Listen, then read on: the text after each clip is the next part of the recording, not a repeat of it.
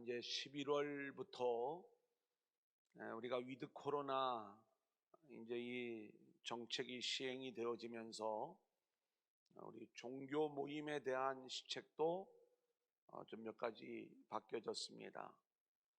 그래서 저희가 이 자리에 50% 좌석수에 앉으실 수가 있습니다. 그러니까 한 칸에 지금처럼 한 분씩 앉아서 채우는 게 아니라 두 분씩 앉아서 이렇게 좀 채울 수가 있는 거예요. 그래 이번 금요일부터는 좌석 배치를 전부 다 새롭게 할 것입니다. 근데 이제 어떤 예배를 오셔도 저희가 지금 상황에서는 좌석에 어려움이 없겠다. 주일에 가능하면 일부 예배 7시 30분 예배를 많이 나오십사 이렇게 부탁을 드렸었는데, 이제는 우리가 그런 제약을 받지 않는다 이렇게 생각을 하시면 되겠습니다. 이번 금요일은 우리가 감사절 축제의 첫 번째 시간으로 아이노스 찬양팀이 와서 찬양 축제를 하는데, 감사 찬양 축제를 하는 거예요. 제가 이 감사절에 맞는 그러한 내용으로 와서 은혜를 좀 끼쳐줬으면 좋겠다, 이런 부탁을 드렸어요. 기도로 준비하겠다고 또 말씀하셨고, 그래서 우리가 그날 다 함께 모여서 이 감사절을 맞이하면서 찬양으로 감사의 축제를 좀 했으면 좋겠는데, 지금 온라인으로 예배 드리시는 분들도 그날은 우리가 외부 강사를 특별히 또 모시는 날이고, 우리가 이 자리를 좀 그렇게 꽉 채웠으면 좋겠습니다. 코로나 전에 우리가 금요 기도에 외부 강사 오실 때 모였던 만큼만 모이시면 얼마든지 우리가 꽉 채워진 그러한 상태에서 감사의 축제를 또 이렇게 함께 보낼 수 있다, 이런 생각들을 가져봅니다. 그리고 돌아오는 주일은 추수감사절이에요. 그래 이제 우리가 곧 제단을 좀 꾸밀 예정인데, 우리 성도님들 혹시 제단 장식을 위해서 좋은 그러한 재료가 있으면 좀 가져다 주시면 저희들이 우리가 제단을 장식하는데 사용하도록 그렇게 하겠습니다. 오늘은 우리가 베드로전서 3장 말씀이에요.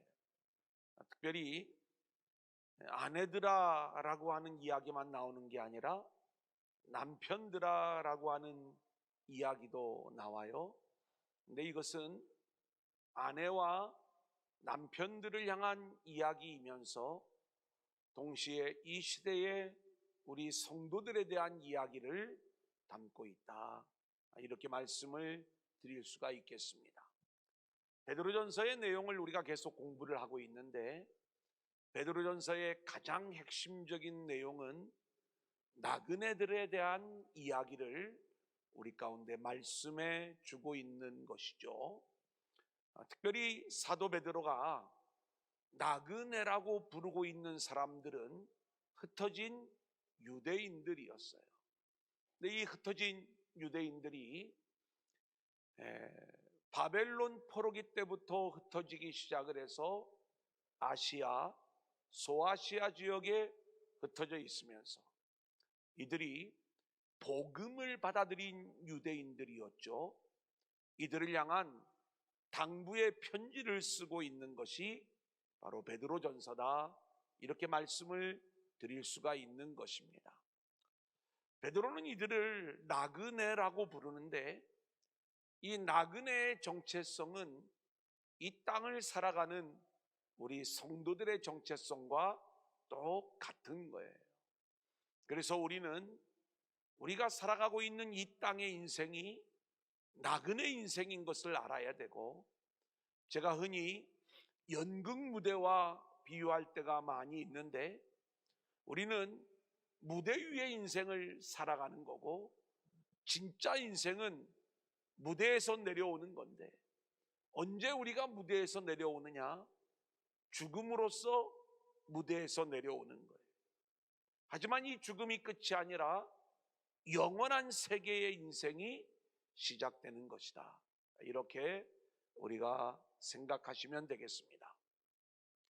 나그네들을 향하여 1장과 2장 베드로가 당부하고 있는 내용들 중에 우리가 핵심적으로 알아야 될 몇 가지 키워드들을 우리가 한번 같이 정리를 하고, 또 특별히 오늘 말씀과 연결되어진 부분들을 우리가 함께 찾아보고, 오늘 이 남편과 아내들에 대한 이야기를 정리해 보도록 그렇게 하겠습니다. 베드로는 고난의 상황을 앞두고 있는 이 나그네들을 향하여 여호와를 찬양하라 이렇게 말씀하고 있어요. 하나님을 찬송하라는 것이죠. 여러분, 누가 하나님을 찬송할 수 있는가? 그것은 하나님을 아는 자들이 찬송할 수 있고, 하나님이 우리를 위하여 어떤 일을 진행하시는 분인가를 아는 자만이 우리가 하나님을 찬양할 수 있는 자들이 된다, 이렇게 말씀을 드릴 수가 있는 거예요. 요즘 하말묵 사사기 말씀을 진행하고 있는데, 얼마 전에 드보라와 바락의 노래를 우리가 함께 나누었어요. 엄청난 승리를 주시는 그 하나님에 대한 찬양을 생각을 하면 좀 곤란한 부분이 있습니다. 이번에 다니엘 기도회 첫째 날 김은호 목사님이 입다 이야기를 하면서 느닷없이 홍해 이야기를 하더니 갑자기 그 홍해가 갈라지는 화면을 보여주더라. 이분이 왜 저걸 보여줄까? 근데 제가 그 비밀이 좀 풀렸잖아요. 왜냐하면 설교에 그렇게 연결이 안 되는 건데, 이번 다니엘 기도회를 하면서 그 교회 이 스크린을 바꿨대요. 근데 요 정도 사이즈가 아니라 전면 전체가 다 최고의 스크린으로 바꿨는데, 홍해가 쫙 갈라지는 이 장면을 보여주고 싶었던 거예요, 성도들에게. 그래가지고 그렇게 설교하고 연결되어지는 그 장면이 아닌데도 그 장면을 예화로 끌고 와서 영상을 보겠습니다 하더니 그 장면을 보여주는데, 제가 이건 뭐지? 그랬어요, 솔직한 얘기. 그리고 이 정도 비중 있는 목사님이 이런 예화를 들기 위해서 이 어마어마한 사람들이 보고 있는 이 시간에 이 장면을 굳이 왜 틀어줄까? 그것도 애니메이션이더구만. 이렇게 물론 이제 여러 가지 영화의 기법을 이제 사용을 한 것이지만요. 그런데 이 홍해가 갈라지고 난 다음에도 이제 출애굽기 15장 말씀에 보면 하나님이 하신 일을 찬양하는 이 홍해 축제의 노래가 등장하는 것을 우리는 보게 되는 거예요. 그렇다면 항상 승리가 있을 때, 또 놀라운 기적을 체험하게 될 때, 그때 우리에게 노래를 부를 수 있고 그때에 우리가 하나님을 찬양할 수 있는가? 물론 신나는 일들이 우리 가운데 있으면 콧노래가 절로 나오고, 그리고 하나님을 향한 찬양의 모습들이 우리가 좀 쉽게 나올 수 있겠지만, 실제로 우리는 이 땅에서 고난의 상황으로 내몰린다 할지라도, 그리고 지금 이 흩어진 나그네들이 엄청난 핍박과 고난을 앞두고 있는 그러한 상황 속에서 베드로가 하나님을 찬양하라고 이야기하는 것처럼, 우리 인생을 향한 하나님의 일이 무엇인가를 우리가 알고 있다면 우리는 하나님을 언제나 찬양할 수 있는 자들로 세워지게 될 줄로 믿습니다. 또한 13절 말씀을 보면 베드로전서 1장 13절이에요. 우리 한번 같이 읽어볼까요? 시작. 그러므로 너희 마음의 허리를 동이고 근신하여 예수 그리스도께서 나를 하실 때에 너희에게 가져다 주실 은혜를 온전히 바랄지어다. 이 땅의 나그네들은 어떤 상황에서도 하나님을 찬양해야 되는 것이고, 두 번째로는 마음의 허리를 동여라 이렇게 말씀하고 있어요. 그러니까 우리가 어디로 먼 여행을 떠날 때 허리를 다시 한번 졸라매는 그 모습이 우리 가운데 있어야 되는데, 이것은 육체의 허리를 동이라는 게 아니고 마음의 허리를 동이라는 거예요. 마음의 허리를 동여야 될 이유가 있는데, 그건 뭐냐? 그것은 우리가 가는 길이 만만한 길이 아니라는 거예요. 고난이 우리 앞에 펼쳐진다 할지라도 우리가 기대해야 되는 그 순간, 그 나라가 있다는 것이죠. 오늘 말씀해 보면 주님이 다시 오시는 그날, 우리에게 임할 그 은혜의 나라를 기대하면서 마음의 허리를 동이고 이 환난과 고난의 세상을 헤쳐나가라, 이게 나그네의 삶이라는 것을 우리 가운데 말씀하고 있는 거예요. 그래서 우리는 오늘도 내 마음의 허리를 동이고 있는가, 우리 자신을 돌아보아야 되는 것이죠. 세 번째는 두려움으로 지내라 이렇게 말씀하고 있어요. 1장 17절 같이 읽어볼까요? 시작. 외모로 보시지 않고 각 사람의 행위대로 심판하시는 이를 너희가 아버지라 부른즉 너희가 나그네로 있을 때를 두려움으로 지내라. 나그네로 있을 때에 두려움으로 지내라는 이야기는 세상의 환난이나 고난을 두려워하라는 이야기가 아니라 하나님을 두려워하라는 이야기예요.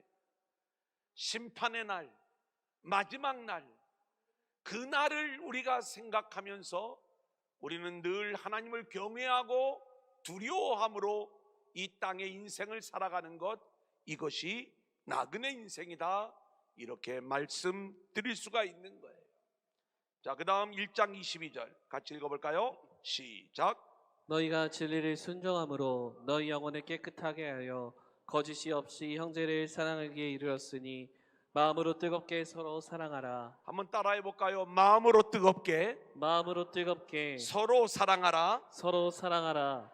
여러분, 여기서 사랑하라는 이야기는 단순히 어떤 도움을 주거나 구제하는 그러한 정도의 사랑을 이야기하는 것이 아니죠. 이 사랑은 하나님의 사랑을 아는 자들의 사랑이에요. 이제 곧 고난이 임할 것이지만 그 고난의 상황 속에서도 여전히 부어질 하나님의 은혜와 긍휼과 사랑을 알고 있는 거예요. 그것을 알고 있다면 우리가 붙잡아야 될 것은 바로 그 하나님의 은혜와 사랑이기에 그 사랑을 붙잡고 서로를 뜨겁게 사랑하며 나그네 인생을 살아라 이렇게 말씀을 하고 있는 거예요. 잘 들으세요. 나그네 인생이라는 게 어떤 인생인지 자, 몇 가지 말씀을 드렸어요. 어떤 상황에서도 하나님을 찬양하라는 것, 마음의 허리를 동이라는 것, 그리고 세상을 두려워하지 말고 하나님을 두려워하라는 것, 그리고 마음으로 서로 뜨겁게 사랑하라는 것, 이게 나그네 인생의 모습인 거예요. 자, 이제 2장으로 넘어가 봅니다. 2장에서는 나그네들에게 무엇을 당부하고 있는가? 한번 따라해 볼까요? 순전하고 신령한 젖을 사모하라. 순정하고 신령한 젖을 사모하라. 1절 2절 같이 읽습니다. 시작. 그러므로 모든 악독과 모든 기만과 외식과 시기와 모든 비방하는 말을 버리고 갓난아기들 같이 순전하고 신령한 젖을 사모하라.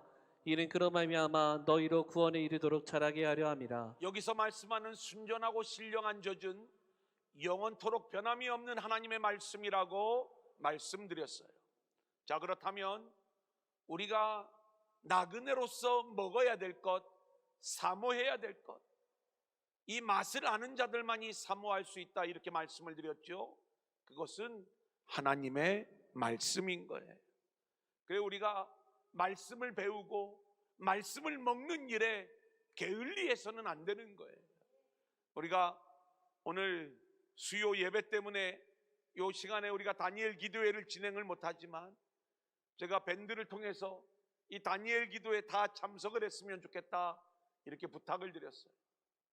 저도 그 시간에 제가 집에 가서 하면 되게 게을러질 것 같아서 제가 서재에서 이 다니엘 기도회를 혼자 이렇게 듣고 있어요.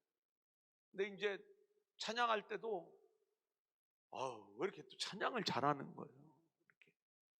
근데 우리가 실력은 조금 밀려도요, 오늘 신인수 지사님 하는 걸 보니까 은혜는 더 되는 것 같아요. 나한테만 뭐라고 하더니 뭐 본인도 틀리더구만. 그러죠. 예? 그리고 우리 때하고 버전이 좀 달라. 이게 내가 보니까. 그래서 이 찬양은 우리 때 찬양하고 굉장히 지금 코드가 맞아가지고 신나는데, 아무튼 이 율동이 약간 버전이 좀 달라요. 그래도 그냥 얼마나 은혜가 되는지 하여튼 감사합니다.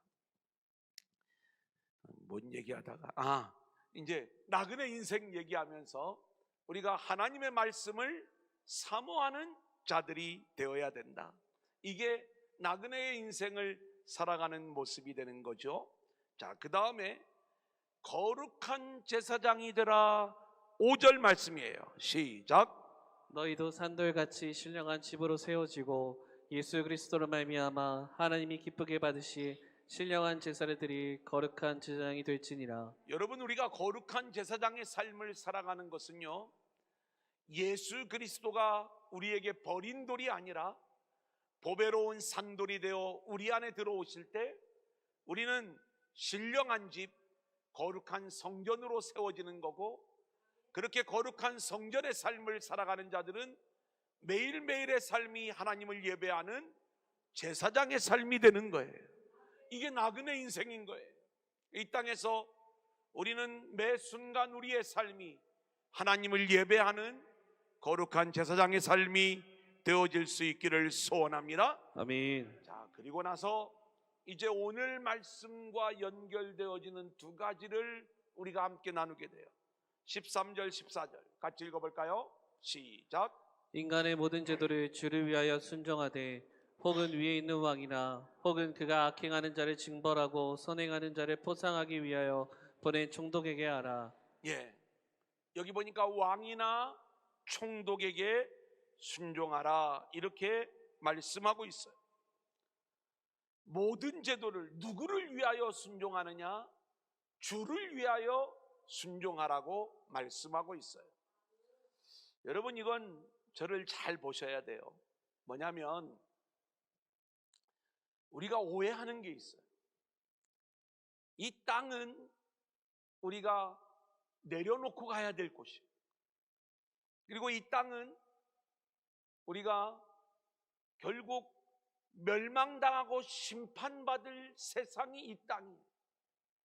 그리고 우리의 소망은 하늘에 있는 거예요.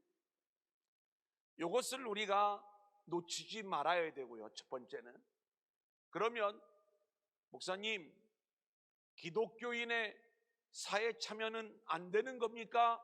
이렇게 또 물어보시는 분들이 있죠. 예, 얼마든지 우리가 그 일들을 할 수가 있는데 가장 중요한 것은 주를 위하여 하는 일이 중요하다 이 말씀인 것입니다. 그런데 주를 위하여 하는 것이요, 어떤 일이냐면 그것은 십자가의 길을 걸어가는 모양이 되어야 되는 거예요. 아멘. 우리 주님이 그렇게 그 일들을 우리 가운데 보여주셨어요. 자, 오늘 우리가 왕이나 총독에게 순종하는 일, 그리고 이제 두 번째로 예로 든 내용이 사환들이, 종들이 주인에게 순종하는 일, 그리고 오늘 우리 신인수 집사님이 아주 강하게 이야기해달라고 했던 아내들이 남편들에게 순종하는 일, 또 남편들이 아내를 사랑하는 일, 다 마찬가지 이야기예요. 부당한 남편에게도 순종하란 말인가? 그러라는 거예요. 아멘을 해야지. 그죠? 예. 부당한 남편에게도 순종하라는 말인가? 여기에 아멘인 거예요. 별로 감동들이 안 오시는 모양. 막 이런 말도 안 되는 이야기가 있는가? 부당한 주인에게 순종하라는 이야기인가? 아멘이라는 거예요.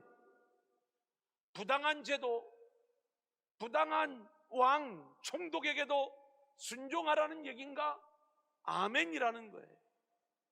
여러분, 이 이야기는 우리가 이 땅의 어떤 정책이나 또 이런 걸 가지고 우리가 이 내용을 이렇게 받아들인다면 목사님 말도 안 되는 이야기예요, 이렇게 생각할 수가 있어요. 가령 예를 들어서 동성애가 있어요. 동성애를 교회들이 다 반대를 해요. 하지만 이 일을 반대하는 방법들이 다양한 모습인 걸 우리가 볼 수가 있어요. 여러 모습들이 있겠죠. 자, 그런데 이 제도를 우리가 막기 위해서 이제 어떤 방법을 사용을 해야 되느냐라고 이야기할 때, 한 교회에서 두란노 교회는 300명 동원하라고, 그리고 좀 큰 교회는 500명씩 동원하고, 또 어떤 교회는 1000명 동원하고, 작은 교회들도 10명씩 동원하라고. 그래서 이제 수천 명이 모여가지고 반대 데모를 하는 거예요. 이제 동성애 안 됩니다. 그러면은 이제 우리가 가만히 있지 않을 겁니다. 다음에 이 동성애 찬성하는 사람들은 절대 표를 안 줄 겁니다. 이제 이러면서 우리 나름대로 이런 어떤 실력 행사들을 할 수가 있죠. 근데 이것은 신앙의 방법이 아닌 거예요. 그건 사람의 힘으로, 그러니까 철저히 사람의 힘을 모아가지고 그 힘으로 뭔가를 해보려고 하는 거예요. 거기에는 십자가의 방법이 없어요. 거기에는 우리가 정말 이 땅에서 목을 쳐도 내가 죽으면 죽으리이다, 그러면서 오직 하나님께만 순종하는 그 순종의 마음으로 나아가는 이 모습이 실제로 우리의 신앙적인 모습이 되어져야 되는데, 우리가 사람의 힘을 동원해 가지고 우리 교회가 이렇게 큰데, 우리 기독교 숫자가 뭉치면 이렇게 강한데, 우리 기독교가 원하는 방향대로 정책을 세워주고 그리고 그대로 이렇게 방향을 이끌어줘야 됩니다, 이런 어떤 이야기들로 우리가 해나가면 이것이 굉장히 합리적이고 우리에게 좋은 것 같지만, 우리 주님을 보세요. 주님은 부당한 로마 정부에 대하여 항거하지 않았어요. 그리고 부당한 재판에 대하여, 그거에 대하여 우리 주님이 항의하지 않았어요. 바보처럼 십자가의 어린 양으로 돌아가셨어요. 온 몸에 물과 피를 쏟으면서 그게 주를 위하여, 하나님을 위하여 그 길을 걸어가신 우리 주님의 이야기들을 우리가 볼 수 있는 거예요. 자, 그렇다면 우리는 때로는 우리의 생명과 목숨을 걸어야 될 이야기들이 있죠. 그런데 질서 속에서 그 일들을 해야 된다, 이 말씀인 것입니다. 그래서 왜 그렇게 해야 되느냐? 오늘 말씀해 보니까 따라합니다. 주를 위하여. 주를 위하여. 주를 위하여. 주를 위하여. 부당한 왕에게 순종하라는 이야기가 단순히 그 억압하는 자들을 향하여 우리가 일방적으로 복종하라는 그러한 말씀이 아니라, 하나님은 너가 정말 주를 위한 인생을 살고 있느냐, 요걸 가지고 우리를 평가하시는데, 이따가도 말씀을 나누겠지만 부당한 남편에게 왜 순종하라고 이야기를 하는가?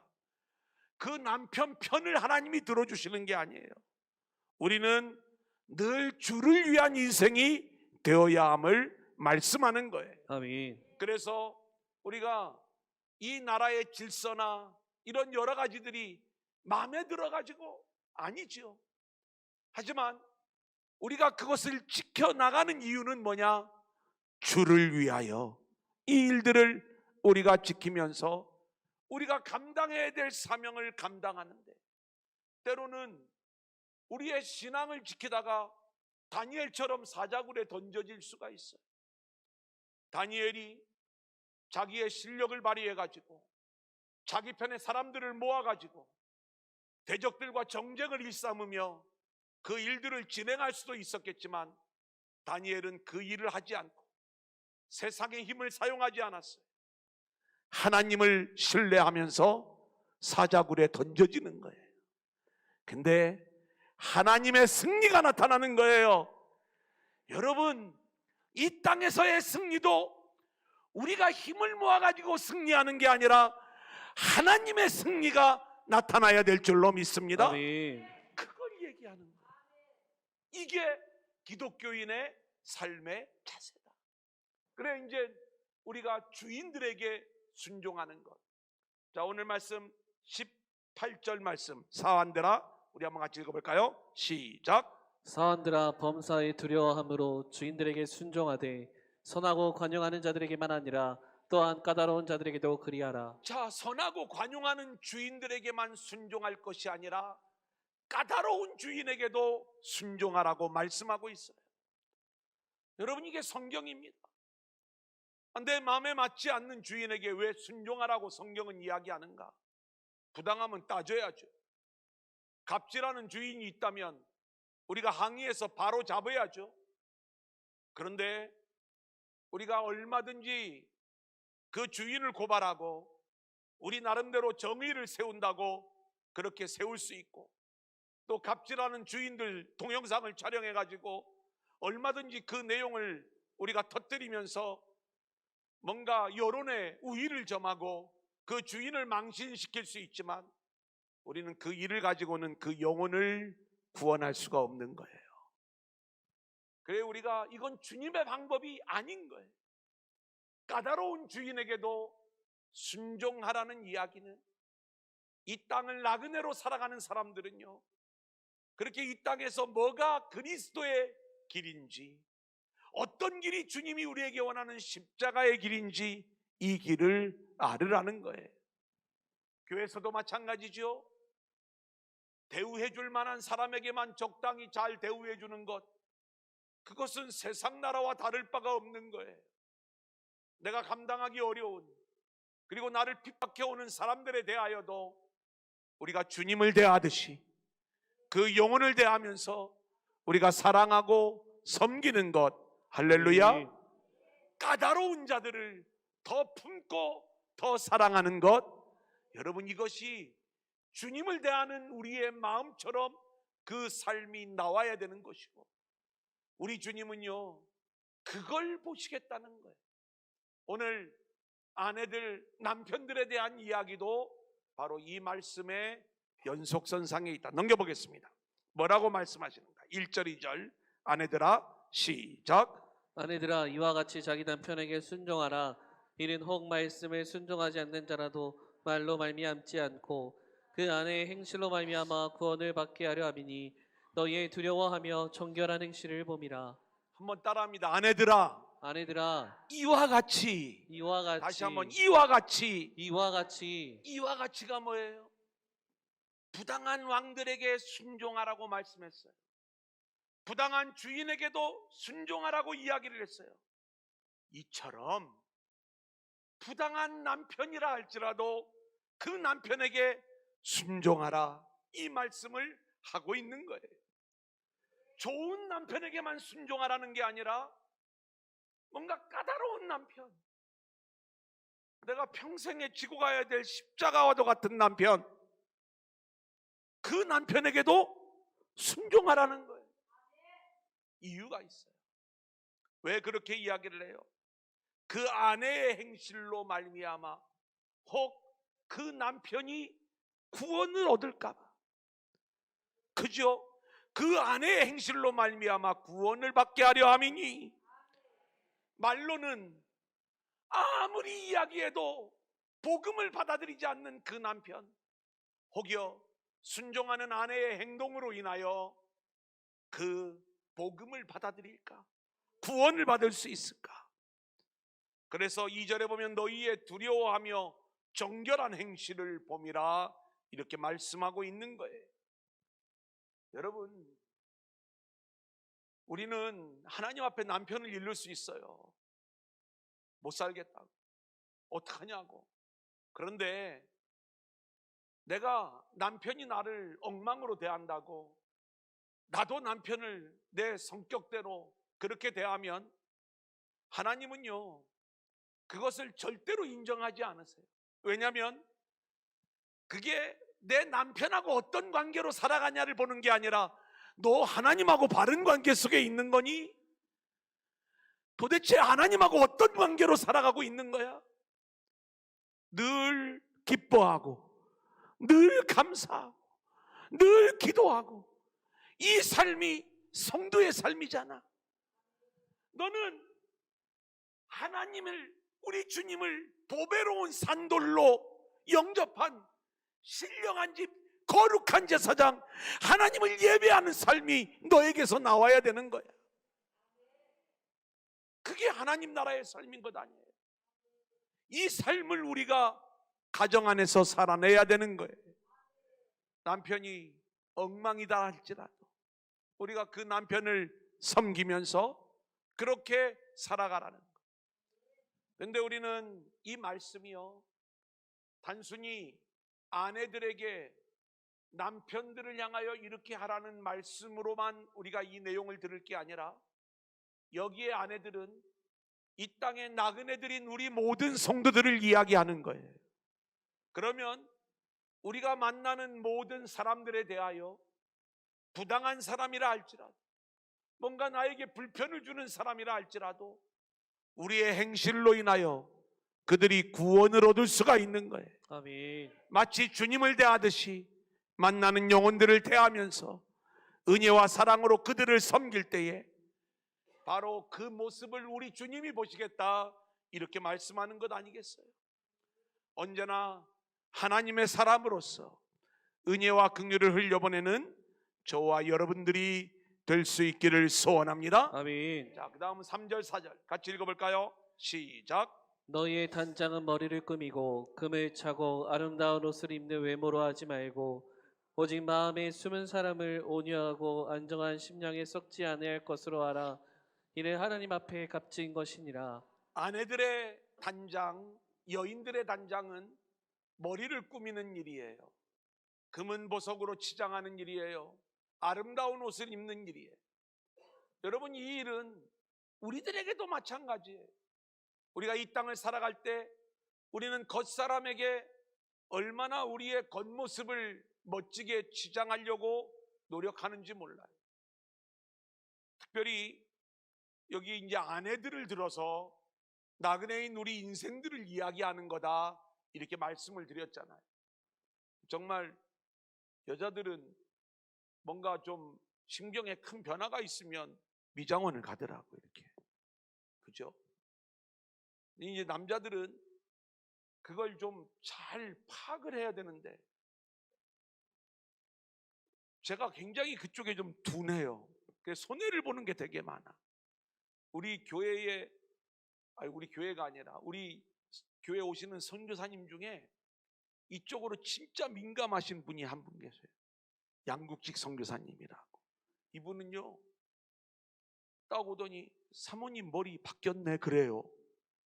아니 남편인 저도 모르는데 와가지고 금방 보더니 머리가 바뀐 걸 아는 거야. 우와.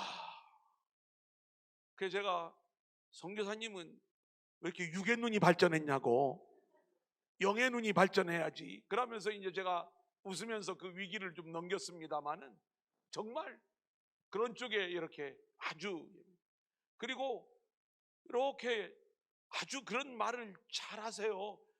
그 저는 좀 배우려고 해도 잘 안 되는 거야. 아유 집사님 오늘 옷이 참 잘 어울려요. 그 받쳐 입은 옷이 너무 이쁘다고. 그러면 그렇게들 좋아하는 거야 그냥.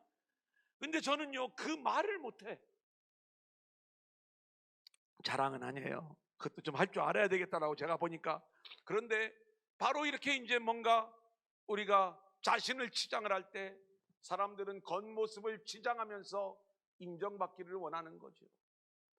아내가 남편을 향하여 어떤 겉모습을 치장하고 인정받기를 원하지만 오늘 말씀해 보면 오직 마음에 숨은 사람, 속사람을 치장하라는 거예요.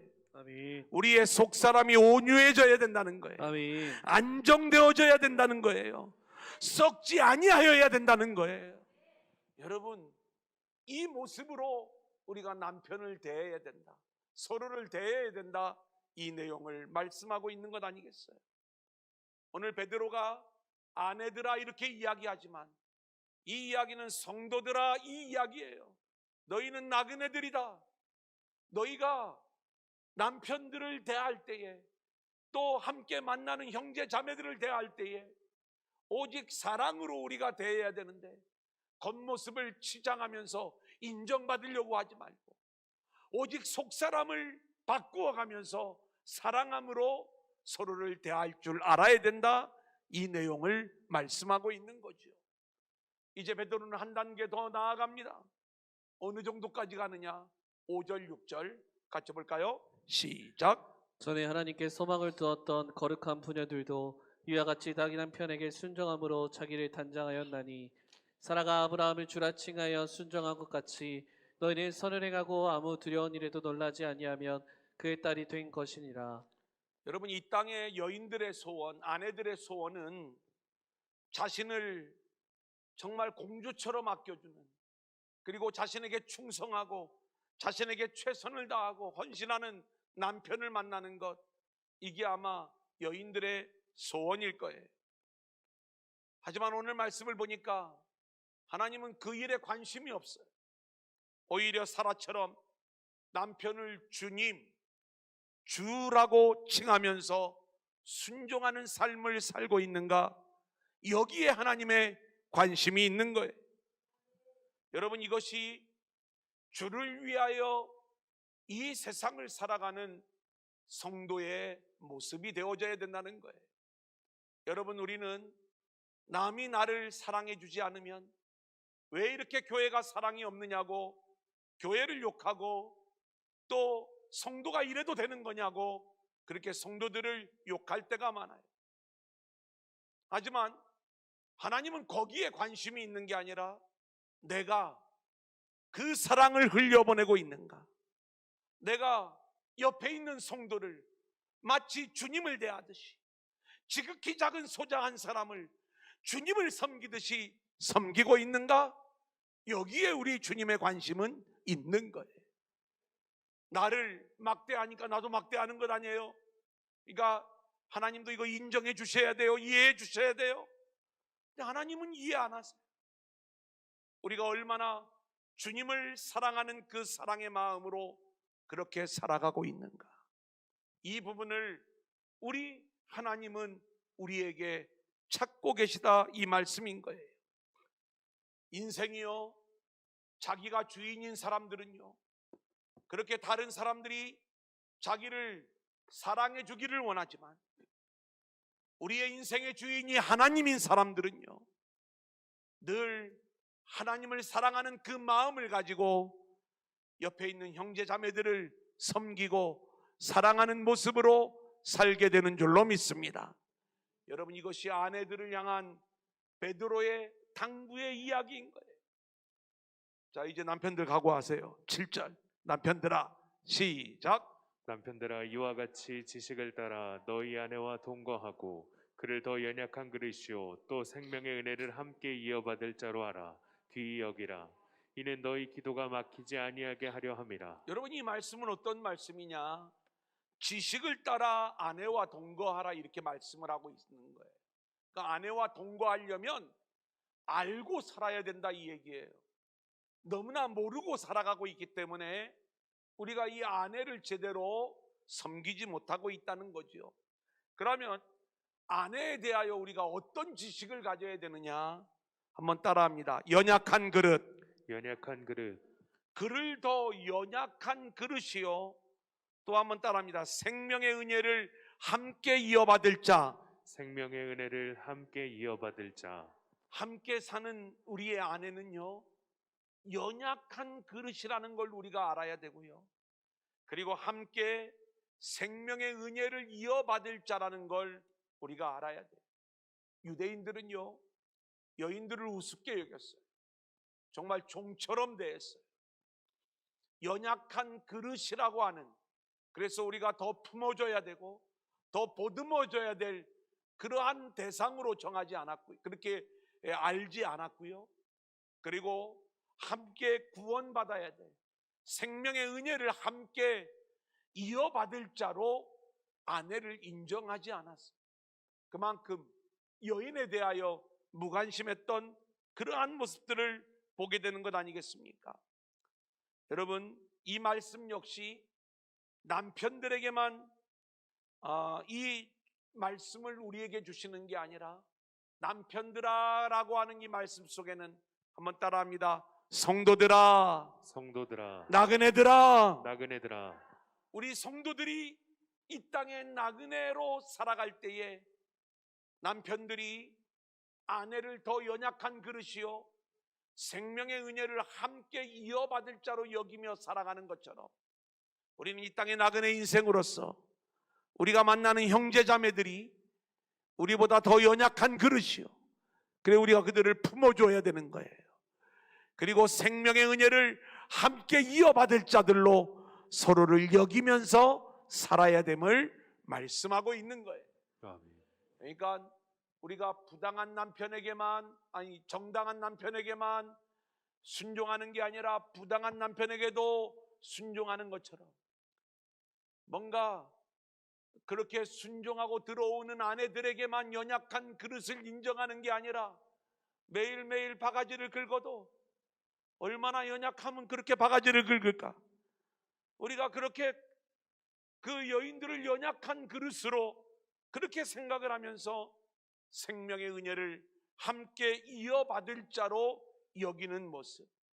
그래서요, 늘 아내를 바라볼 때 연약한 그 모습을 긍휼히 여기고, 내가 도와줘야 될 존재로, 내가 보호해줘야 될 존재로, 내가 지켜줘야 될 존재로 아내들을 대하는 이 지식이 우리 안에 있어야 되는 거고, 그리고 생명의 은혜를 함께 이어받을 자로, 그래서 하나님의 은혜가 늘 아내에게로 흘러갈 수 있도록, 특별히 남편을 통하여 그 은혜와 긍휼이 흘러갈 수 있도록 우리가 아내들을 대할 수 있어야 된다는 것.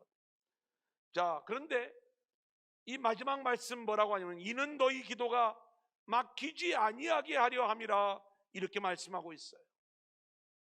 성도의 삶이 나그네의 삶이요 바른 복음의 삶이 되어야 하나님의 뜻이 우리 안에서 이루어지는 것 아니겠습니까? 이게 기도의 삶이 이루어지는 모습이 되는 거예요. 우리가 이 삶을 살지 않으면 우리 안에 복음의 삶, 하나님 나라의 삶이 이루어질 수가 없어요. 기도가 막히는 모습이 되는 거지요. 이제 마지막 5번, 하나님은 남자에게 돕는 배필로 여자를 주셨어요. 이 도움은 하나님의 도움이라고 하는, 에제르라고 하는 단어를 사용하고 있어요. 남편과 아내는 이렇게 강력하게 서로를 돕는 위치에 있는 거예요. 이게 주님과 우리의 이야기이기도 하고, 또 성도와 성도 사이에 함께 있어야 될 도움의 이야기를 말씀하는 거예요. 우리는 서로를 섬기면서 주님을 드러내는 것, 그렇게 서로를 사랑하면서 긍휼로 아껴주면서 하나님을 드러내는 것, 이것이 이 땅을 살아가는 나그네 인생의 모습이라는 것. 자, 이제 정리해 드립니다. 부당한 왕, 부당한 주인, 부당한 남편, 부당한 아내, 우리가 그들을 섬겨야 되는 이유는 딱 한 가지예요. 오직 주를 위하여, 주님을 위하여 그 삶을 살으라고 말씀하고 있는 거예요. 우리가 의미를 알겠죠? 그런 모습으로 하나님의 영광만을 드러내는 저와 여러분들이 될 수 있기를 주님의 이름으로 간절히 축원합니다.